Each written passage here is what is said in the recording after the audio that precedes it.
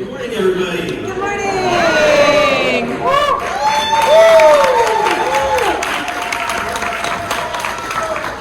Thank you all so much for joining us today on our panel. We're here for a Warsaw good time, right?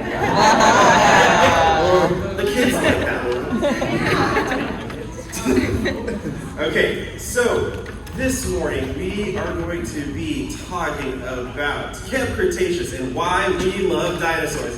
Give us a round of applause if you love dinosaurs.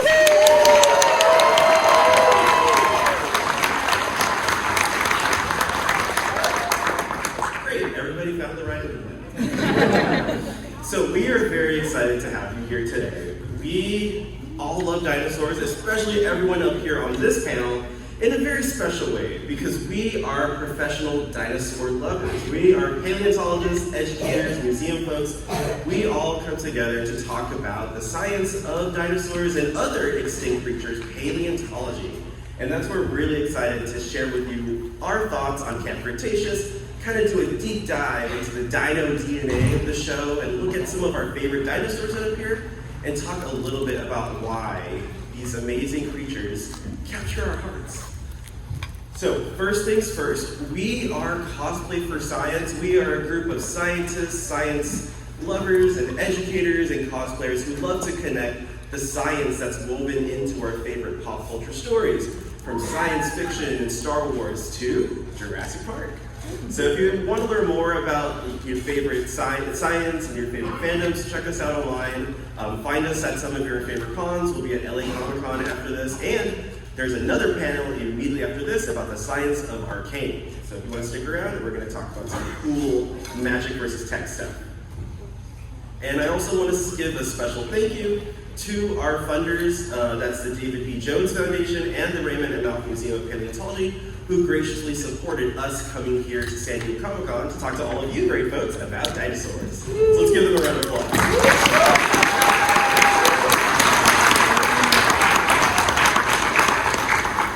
Okay, so now let's introduce our incredible panelists of paleontologists, scientists, all these really great folks. Over here, you can see their photos, you'll see their handles if they have them, so make sure you follow online.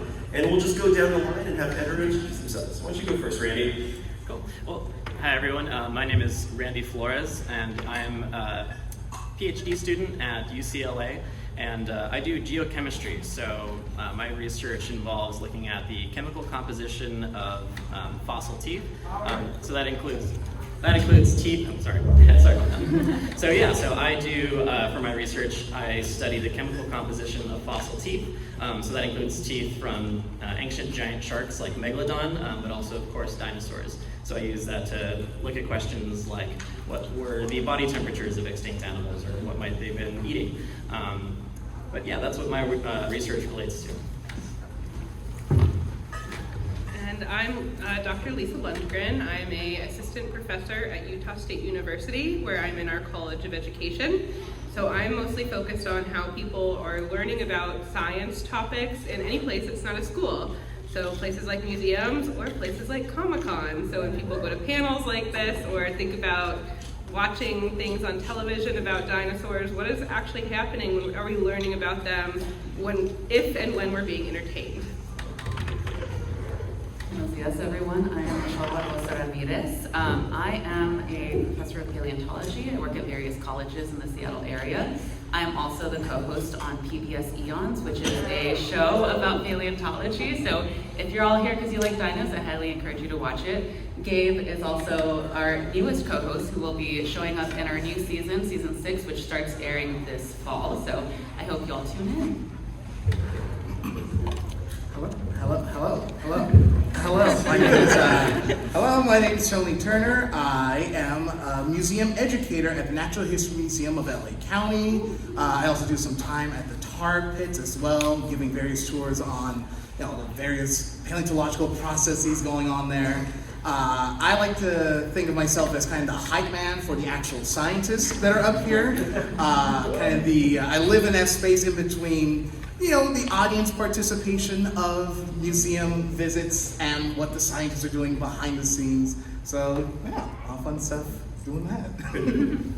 Hi everybody, my name is Hank. Hank Woolley. I am a paleontologist and a researcher in the Dinosaur Institute at the Natural History Museum of LA County. My research focuses on all aspects of reptile evolution through time, throughout their evolutionary history over 350 million years, something like that. I really like to think about incomplete fossils and sort of how we can incorporate them in understanding biodiversity patterns of the past. So really excited to talk to you about that and Camp Cretaceous and dinosaurs. Hey everybody, I'm going to take your picture right now.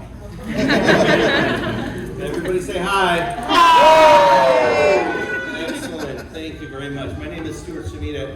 I'm a professor of biology at California State University in San Bernardino, otherwise known as Cal State, on the way to Vegas.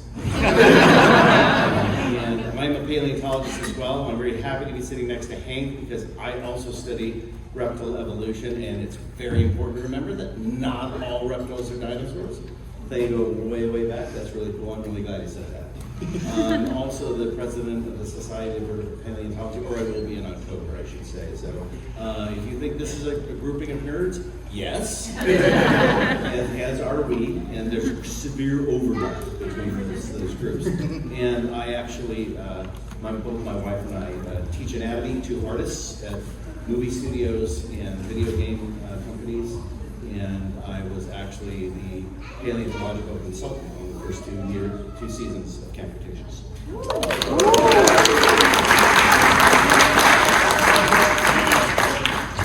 And I will be your moderator today. My name is Gabriel-Philip Santos. I am a paleontologist, but I study marine mammals, so like whales, which are bigger than dinosaurs. I also am a science educator.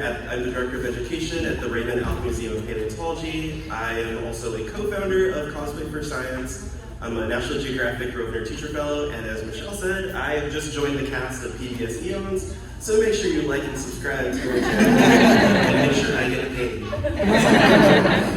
Anyway, so who here loves Camp Cretaceous and Chaos Theory? It's an amazing show. It's got some really great stories and even cooler dinosaurs. And as we saw in the new series, Chaos Theory, there's a lot of really cool examples of dinosaurs that we know and love, and they are brought to life in a really fun and exciting way. So the first thing we're going to do is we're going to take a look at some of our favorite dinosaurs from all seasons of Camp Cretaceous and Chaos Theory, and kind of give just a really review, kind of what we think of some of these dinosaurs. So here are the ones that we've chosen. Of course, we can't do a Camp Cretaceous Jurassic Park panel without T-Rex, right? Wow, no one really likes T-Rex? There we go. And then it wouldn't be a Camp Cretaceous panel without our dear Bumpy, right? We also chose my personal favorite dinosaur, Parasaurolophus, specifically Parasaurolophus lux. And then we added some of the new additions to the series, the Atrociraptor and Allosaurus. Now let's get things started. We're going to go right into Tyrannosaurus Rex, the tyrant lizard king, one of the biggest dinosaurs, the apex predator of the Cretaceous. This bipedal creature was estimated to be about 40 feet in length, 8 to 9 tons, really strong jaws, like little hands. And some of our favorite examples from the show were Big Edie and Little Edie. Now, for our panelists, what did you think about the portrayal of Tyrannosaurus Rex, or any extra facts you want to give about this dinosaur as we saw in the shows? I mean, T-Rex, T-Rex is kind of like, when you think of dinosaurs, you think instantly of T-Rex. It's like one of those big, notable of dinosaurs. And what's so fascinating about T-Rex, so many people love T-Rex that it's now kind of considered a model organism. So when we when we experiment in the lab, they use lab rats sometimes. That's considered a model organism, where so many people have done studies like, oh, I want to study how this affects humans. Let's look how it affects rats. So if you're a paleontologist studying dinosaurs, like I want to know maybe something about this new genre of dinosaur. Has anyone ever done studies on this specific aspect? Should I look at?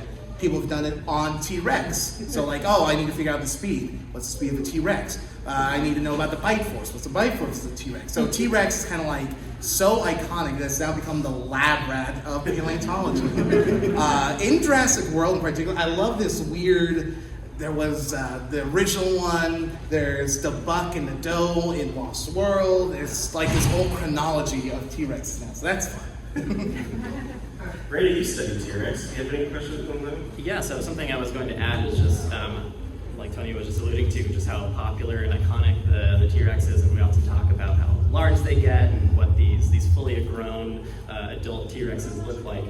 Something that I'm interested in is actually thinking about the younger juvenile Tyrannosaurs, and something that's really cool to me about T-Rex is how much over the course of ontogeny, or the way that dinosaur changed in terms of its shape and behavior as it grew. Young T-Rexes might have been so different from adults that they were occupying completely different niches, so much so that there's even some contention my fellow paleontologists can attest to, of whether some fossils that we have identified as an entirely separate species actually are probably juvenile T-Rexes. So if you've ever heard of Nanotyrannus and you want to hear about some paleodrama. Yeah, whose favorite dinosaur is Nanotyrannus? Raise your hand. All right. That's fair. That's fair. We'll talk. So that's our T-Rex. This is iconic dinosaur of not just Jurassic Park, but all across paleontology and pop science. Now let's look at something who may be a little bit less famous, but just as cool.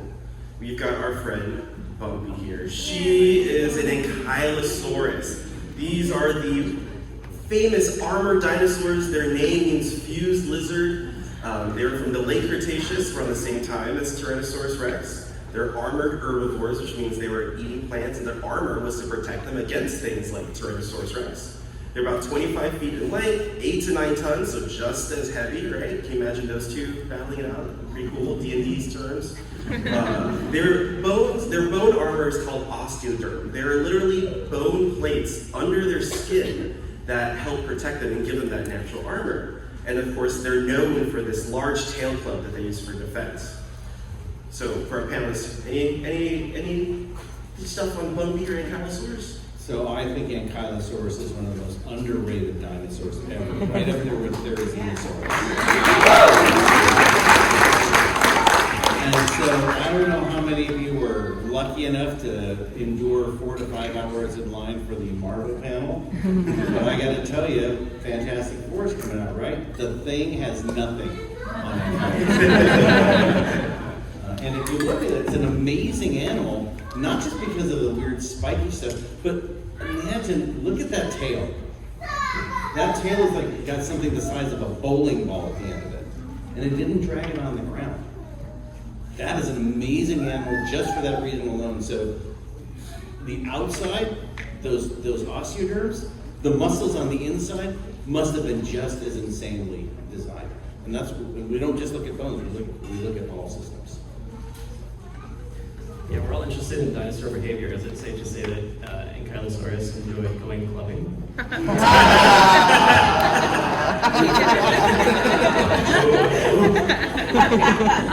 love Ankylosaurus so much. When we think of organisms like T-Rex or the other theropods or the meat-eating dinosaurs, sometimes it just feels like, how could any dinosaur survive when there are these creatures that are built for being able to tear you apart? And then you look at something like this. The Ankylosaurs, I mean, their whole life mode is, oh, someone's coming to attack me, I'm just going to lay down because my underbelly isn't protected, but you can't get through the top, you can't get through the side, I'm just going to wait you out and then I can go back to nibbling on some grass, which is amazing, can relate to that. But I also think it's really cool because we don't really think of organisms with osteoderms today, although they are here, right? So crocodiles, for example, and alligators, our crocodilians, have osteoderms. That's why their bodies look the way they do. But we also have some other extinct animals that are not reptiles that have had this. So giant ground sloths, for example, like Megalonyx. If you happen to go to the La Brea tar pits, you can see some amazing examples of them. Also were mammals that had osteoderms and that were able to protect themselves in this way. Glyptodonts as well, which basically look like VW bugs, but if it had a little mammal head in the front as well, and also had like a little clip. So it's a pretty useful strategy for being able to protect yourself when you're just kind of a big dopey herbivore. You'll still be okay. And shout out, by the way, to the La Brea tar pits. I mean, I know we're in San Diego. But I don't know if you all know that not far north in Los Angeles, at the Los Angeles Museum of Natural History, they do have a juvenile T-Rex. Yeah. 2 of them, baby and teenager, and then the tar pits. And oh my gosh, it's 1/100th the price of Disneyland.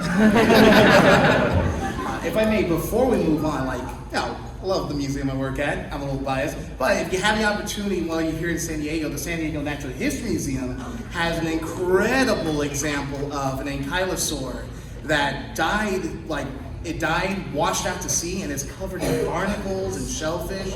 So that's an amazing example that is in our neck of the woods right now. So really quick though, just to give everyone some information, a lot of people ask, why did we not find that many dinosaurs in Los Angeles or California? Well, during the age of dinosaurs, most of California was underwater. So any dinosaurs we have is a result of this thing called float and float. So some dinosaurs didn't have a good day and ended up out to sea, and that's why we have those fossils. But beyond that, we really don't have that many dinosaur fossils here. But if we're talking about other people's museums, here at the Alf Museum, where I'm from, we have the most complete juvenile Parasaurolophus out there. And as that is one of my favorite dinosaurs, I personally chose this, since I made this PowerPoint, to showcase my favorite dinosaur. So Parasaurolophus, the near-crested lizard from the late Cretaceous, it was an herbivore, 30 feet in length, 5 tons, and it's known for that incredible nasal crest that we think was for vocalization and communication. It could blow air through it like a trumpet and make a noise to call to other Parasaurolophus or for other vocalizations like a I did not practice that.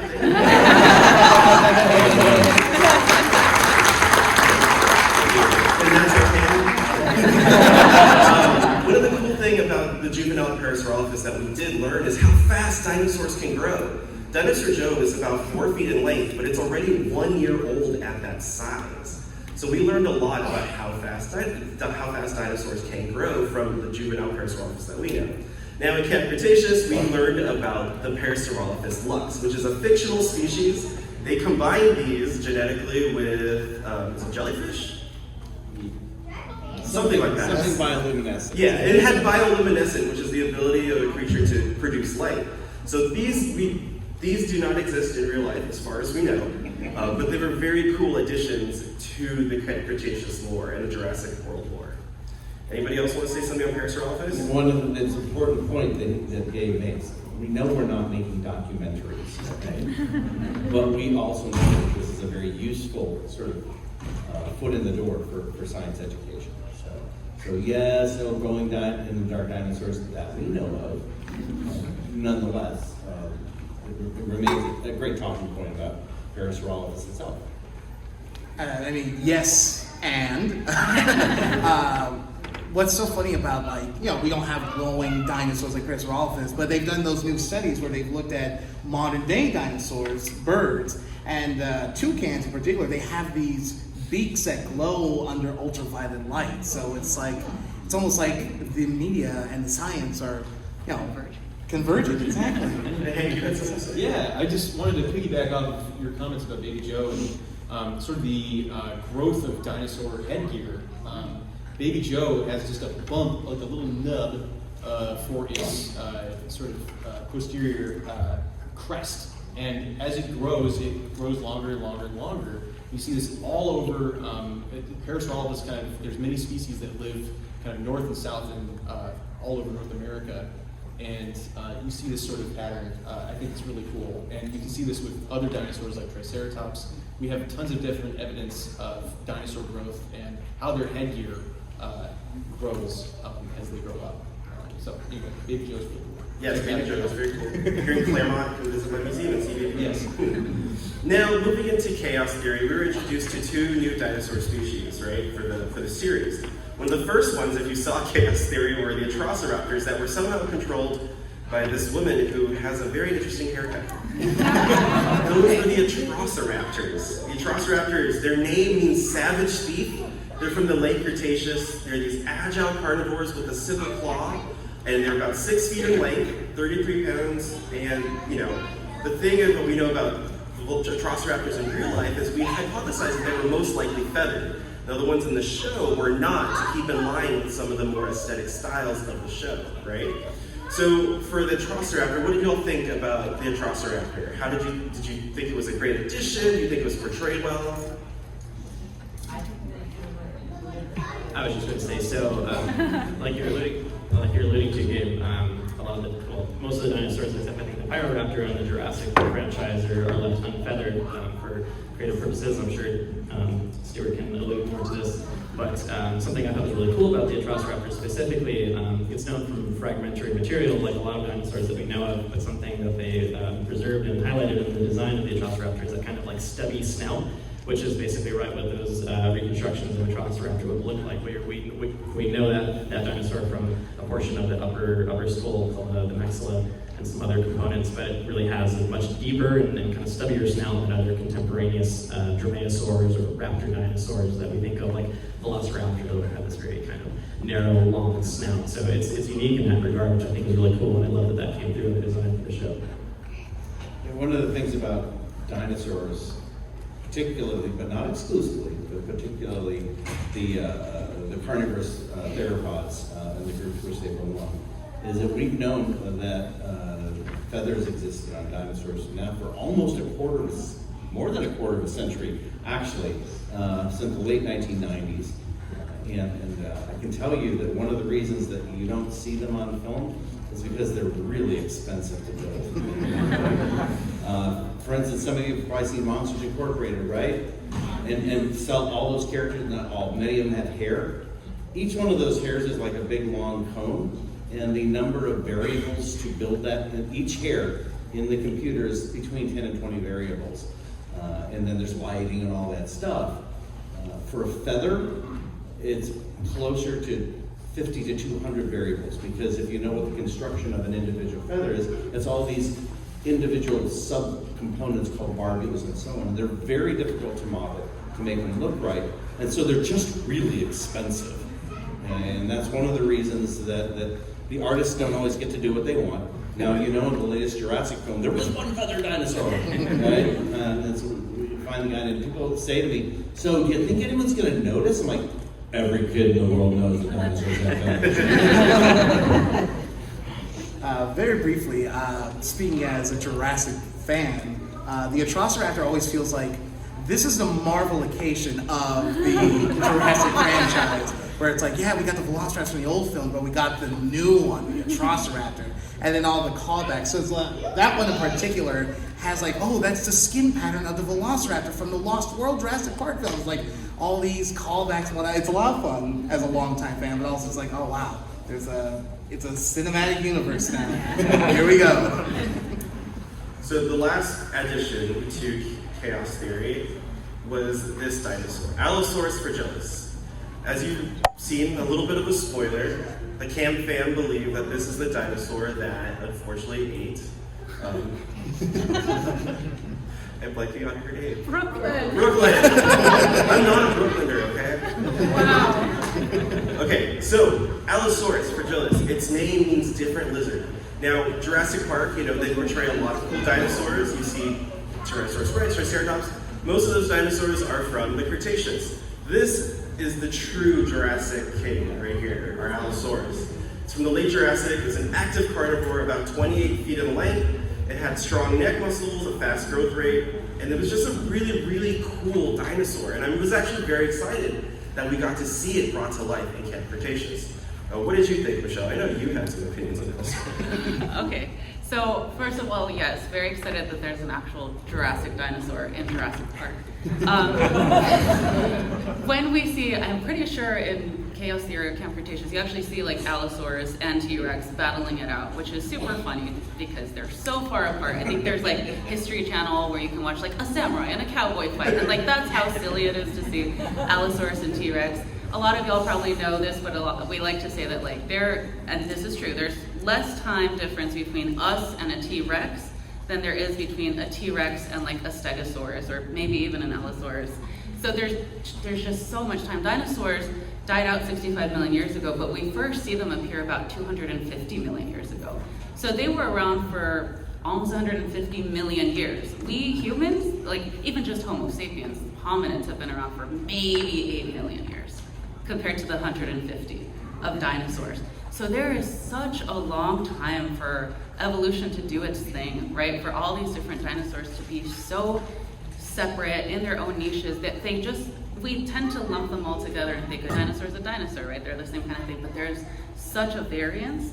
So yes, they don't belong at the same time period, but we have endless types of dinosaurs to pull from. But once we get to Jurassic Park 20, which I'm sure is gonna happen, there will still be dinosaurs. We're in a new golden age of dinosaurs where we're finding, like a new dinosaur every week. I think I'm saying without exaggeration, just because we have had so much more interest, so many more paleontologists, a lot of whom were inspired by the original Jurassic Park franchise and series. So I went on a tangent, but yeah, Allosaurus got me thinking, and it was a lot of fun. Lisa, Yeah, I was going to talk about how Allosaurus is really interesting to me. It's actually one of my favorite dinosaurs. I have it tattooed on my arm. It's fighting a Stegosaurus, so it's historically accurate. And one of my favorite things about Allosaurus is that you find a lot of specimens, and you find this with a lot of other dinosaurs too, but you kind of get evidence of the kinds of lives that dinosaurs lived. Right? There's some Allosaurus specimens with broken ribs, with bites to their faces, with toes that have been broken and have been re-healed. And so the interesting thing about Allosaurus is it's not just obviously living a happy life chomping on things, it's living a happy life chomping on things and then getting wrecked by other people and other animals, right? Was anyone else traumatized by the death of Big Al and Walking the Dinosaur? Yes. oh yeah. So sad. So sad. I have a fun museum fact for all of you, a display fact about Allosaurus and Stegosaurus. A lot of museums depict Allosaurus pursuing a Stegosaurus on its right-hand side. And that is not an accident or sort of chance.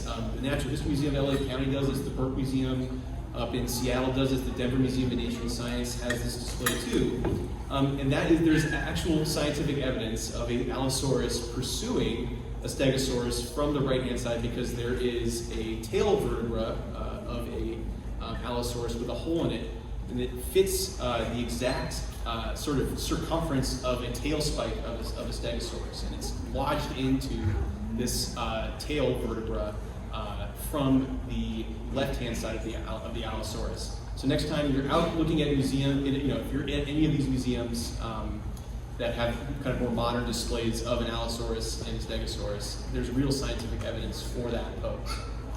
Well, I'm glad you brought that up, because we've just been talking a lot about these really cool dinosaurs we saw on screen.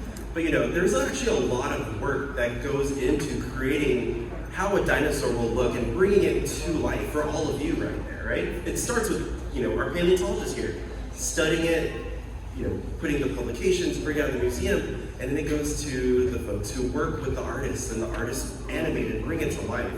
And I think for Stuart, because you've done some really great work on this, what is it like designing dinosaurs for this screen? What kind of work goes into that? So one of the things that's terrific fun about this is that paleontologists, especially paleontologists studying dinosaurs or other vertebrates, we love bones, right? Bones are our thing.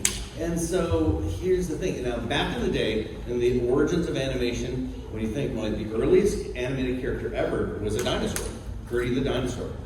And then less than 25 years later, you had the dinosaurs in Fantasia, but those were all hand-drawn. Nowadays, when it's something like the Jurassic film franchise or the spin-offs like Cretaceous and Chaos, what's happening is that those things are still animated. Artists are still moving them, but they're moving them in a different way. They're like marionette puppets that are built in a computer. And here's the thing, drawing by hand, you can cheat, you can lie.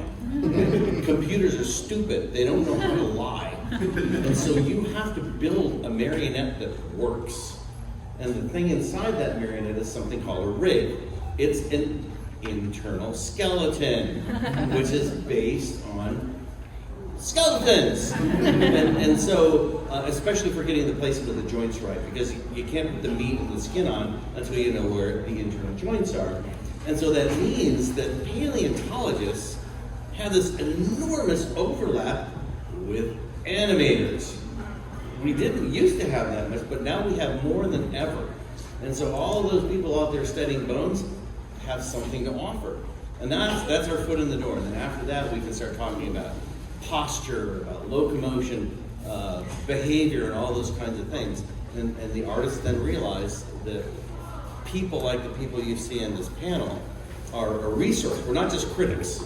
Besides, we love the dinosaurs. Everybody says to me, did you hate Jurassic Park? You're a paleontologist. Did you hate Jurassic Park? No. We've been waiting to see those dinosaurs on the screen all our lives. It's the people we have problems with. Thanks, Stuart. You have something to say? Oh, I was just saying, it's not just dinosaurs, right? There's any movie with a dragon in it, like any sort of media where you're imagining, a vertebrate of some kind. You're relying on those skeletons. So, yeah. Read How to Train Your Dragon. Yeah. Pterosaurs, crocodiles, dinosaurs, and bugs. And all went into building those things. Well, let's kind of bring it back just a little bit then. So before we even get to the screen, how do we as paleontologists, how do we interpret what does a dinosaur look like for a more realistic, presentation, from museums to your publications to things like that?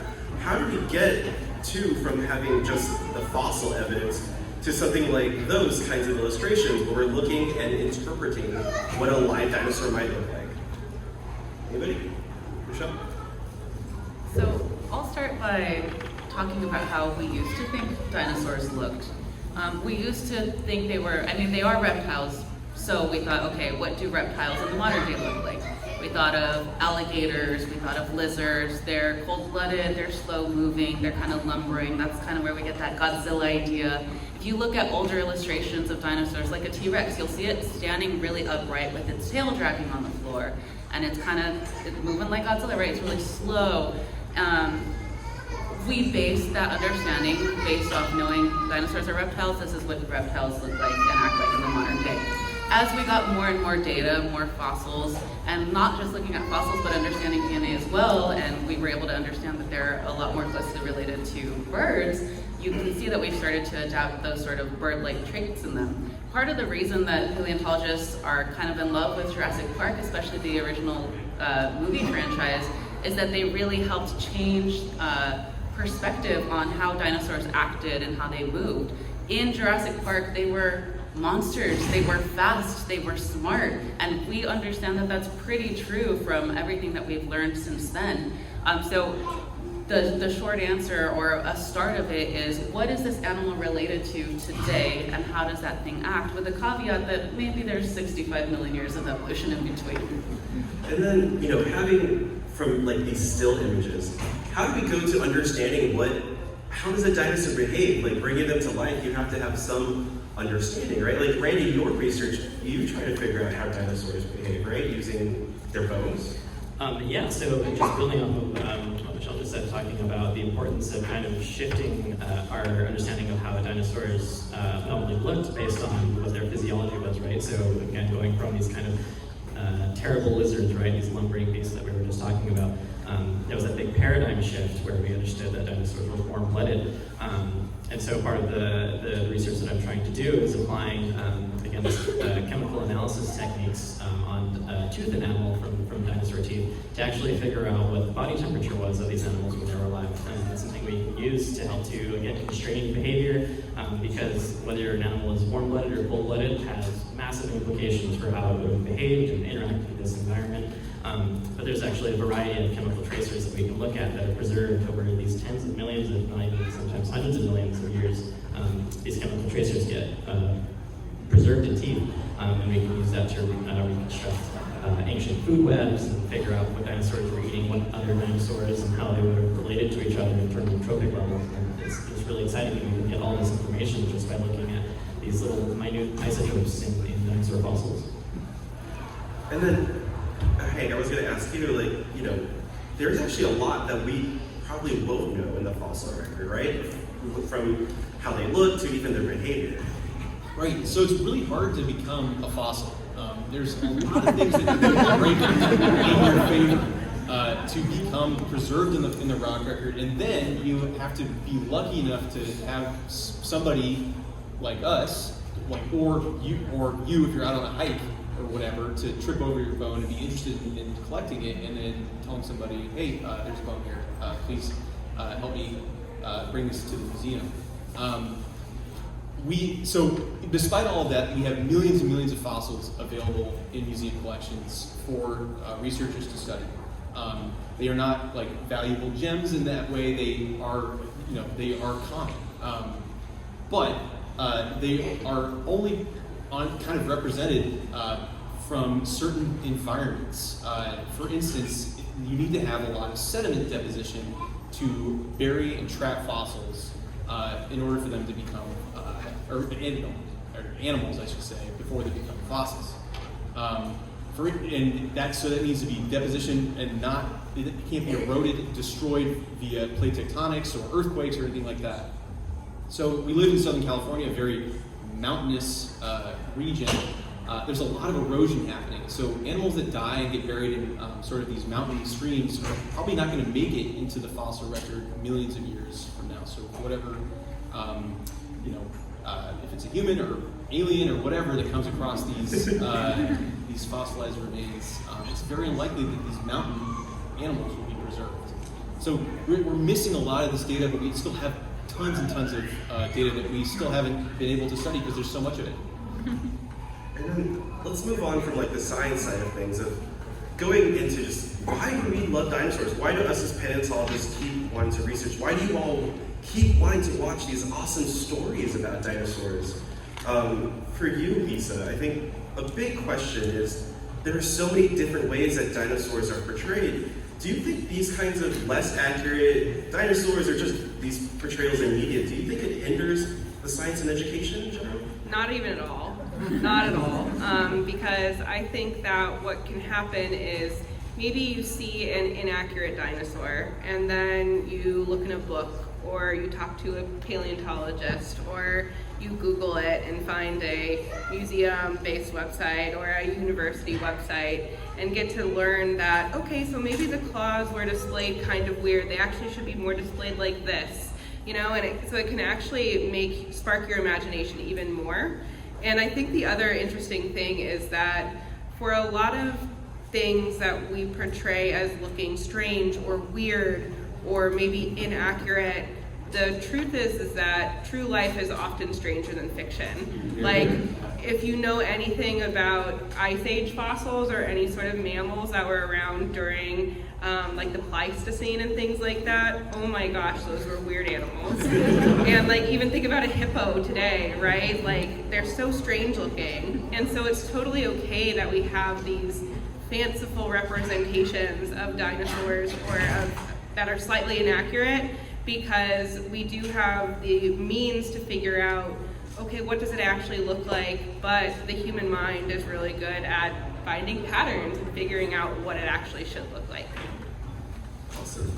And then for you, Tony, as our museum educator, like how does paleontology and museums in general just benefit from these fictional dinosaurs that draws in amazing crowds like this to want to learn more about dinosaurs? Well, when it comes to folks visiting the museum, a lot of times, the first time we interact with dinosaurs or paleontology, or even like anything big in science, those big topics, it's not always going to be like directly the papers or the data.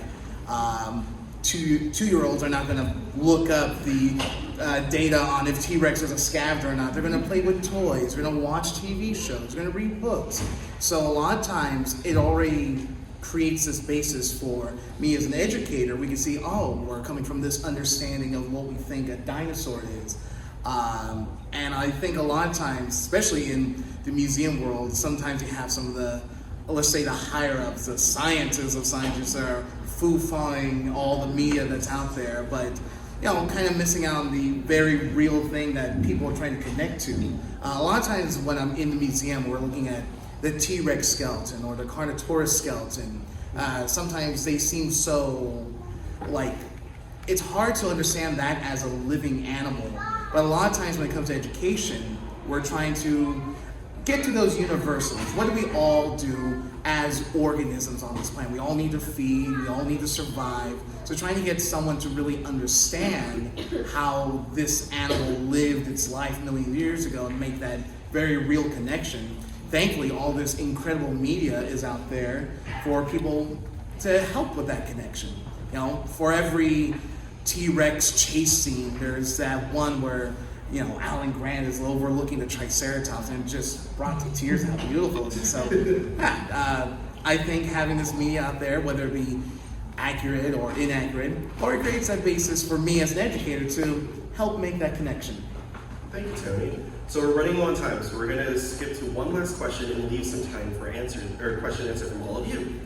So the last thing I want to ask everybody is, for anybody out there who wants to find a career and pursue, like, with their love of dinosaurs, what advice would you give to them? Let me start with you, Randy. Let's see. So I guess in a kind of roundabout way, I would say that if it's something that you're interested in, something you're passionate about, to believe in yourself and to consider pursuing it. I know, like, I was really scared just to get into a STEM field in general when I was getting ready for college and then thinking about grad school.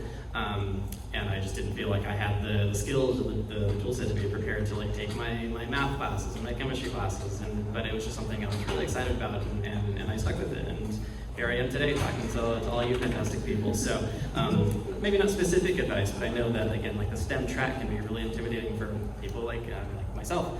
And I would just encourage folks who are interested in that sort of thing to stick through it if it's something that you're passionate about. So sort of piggybacking off of Randy, I'm not a trained paleontologist, and that's partially because I was so terrible at math in college that they put me into a 0 level track, which means that I didn't even take 100 level classes. I was so terrible at math that I needed to go back to basic algebra. And so when I was looking at that sort of stuff, in order to be a paleontologist, in order to do all of the math classes, it was going to take me about 9 years to finish in order to be a paleontologist. And so that crushed my dreams, obviously, but it actually was really great because I started working at the Museum of the Rockies in Bozeman, Montana, where I was a science educator, and it really helped me to continue this love of paleontology while doing something I also really love, which is talking to people about things they love and learning.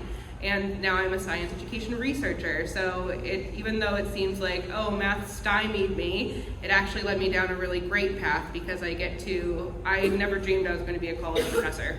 And now I'm a college professor, and I get to, like Randy, come and talk to people about dinosaurs and paleontology and education in places like Comic-Con. So don't be stymied by math, we can do anything.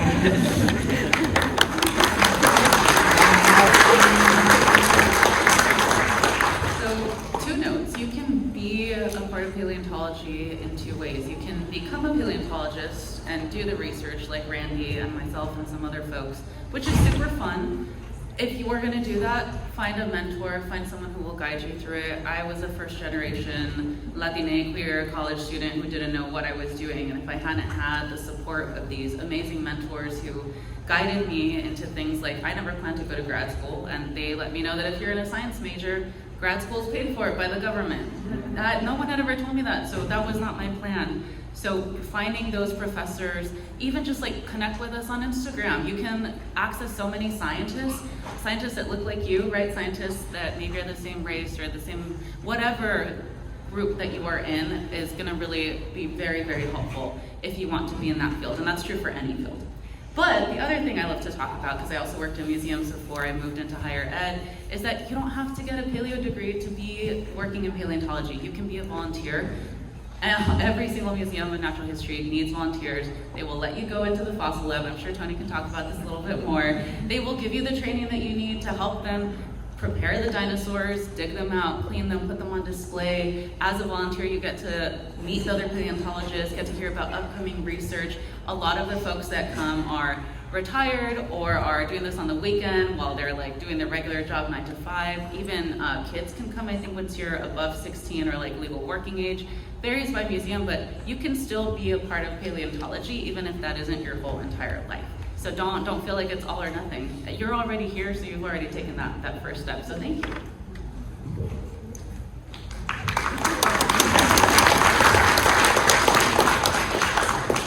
I hate math. I hate math. I hate yes. But don't let that, like Lisa said, don't let that stop you from pursuing that career in whatever scientific field. You do not have to be a capital S scientist to do scientific work, to be part of that process. If you have that passion, museums love volunteers. Museums love when people can do things for free. So if you have that passion and you have that opportunity, look out to your local museums, your local colleges and institutions. See if you can get the conversation rolling. Like, I didn't think I'd be up here in a Comic-Con panel talking about museum work and paleontology, if it weren't for the fact that I started volunteering for the Dinosaur Institute back in 2012 at this point, and none of that would have been possible if Mom didn't take me to see Jurassic Park when I was 2. Was there a sitter? I don't think so, but hey, look at where I am now. So yeah, just go for it. Start that conversation, get that foot in the door. Yeah, and everything that everybody said so far please listen to them.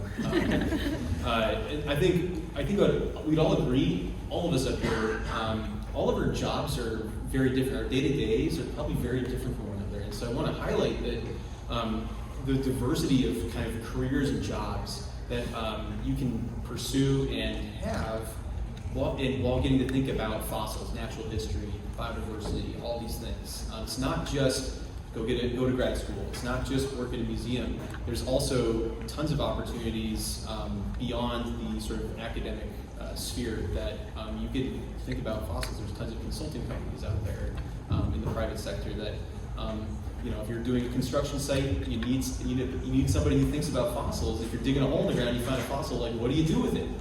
There's folks that come in and are experts in that. And so it's not just getting a PhD. It's not just doing research and writing the papers. There's so many different ways to think about fossils and get paid to do that. So it's kind of So I'll wrap this up by saying that one of the things that happens when you express, this is for the young people and the parents, I want to be a paleontologist. Oh, that's great. You love dinosaur training. You love Jurassic World, and so on and so forth. Now, go to college, get a degree, and get a real job. Right? How many people said, yeah, I knew you love dinosaurs, but you have to find a job that you can do, right? Oh, we all have jobs. And you know what? The animators say the same thing. I wanted to draw pictures and do animation, and my parents told me to get a real job. What a coincidence. Here's the thing. Yeah, paleontologists all love paleontology, but we work in, as you just heard from Hank, many, many different places. I bet you didn't know that more paleontologists teach human anatomy in medical, dental, and nursing schools than any other profession. If you've been to a doctor, they probably learned anatomy from a paleontologist, because we dig anatomy. There are many, many opportunities out there, and you know what? If you love dinosaurs, that's our foot in the door. Dinosaurs and sharks, right? And you know what? You may not become a paleontologist, but if you love science, you might help us fix the problems that my generation is leaving behind. So we want you to continue that love of science, whether it's paleontology or whatever. Please persist.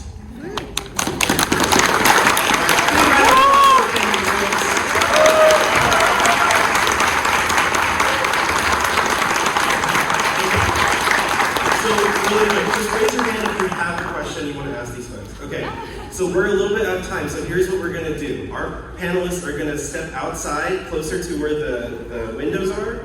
They're going to hang out there, and they're going to be available to answer all your questions about dinosaurs and paleontology, if that's okay with all of you? Yep. Okay, sweet. So that's what we're going to do. So thank you all so much. Remember, we're Cosplay for Science. Find us online, and go visit your local museum.